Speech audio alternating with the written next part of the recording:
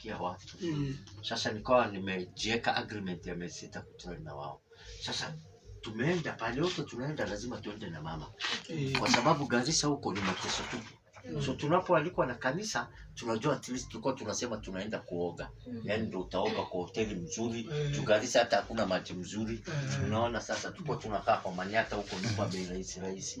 Ndio tunaoga at least tukule chakula mzuri. Bwana, tumetoka kufika Kisumu. Kumbe pale sisi tumeitwa si Kisumu town. Ni Port Victoria. Pale watu wanavua samaki. Bwana, sasa nimeshahubiria kina Kimani, najulikana sana, lakini sasa nimeamua kuwa missionary. Bwana, tumebebwa na matatu imejaa watu hivi. Haina nafasi, imebanana. Tukafika Port Victoria. Tukahubiri. Watu wanajaa lakini wavuvi. Yaani maskini. Maskini ajabu. Maskini ajabu. Yaani samaki wenyewe hawapati faida. Wao wenyewe hawapati faida. Tumemaliza kuhubiri Jumapili, mchungaji akatoroka. Nini umetoroka? Ametoroka.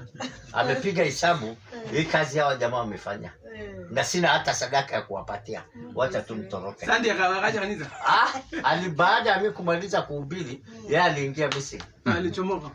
Akaacha mzee wa kanisa na bahasha shilingi ngapi? 2,000. 2,000. Lakini ile kazi wanajua tuko tumefanya ni kubwa.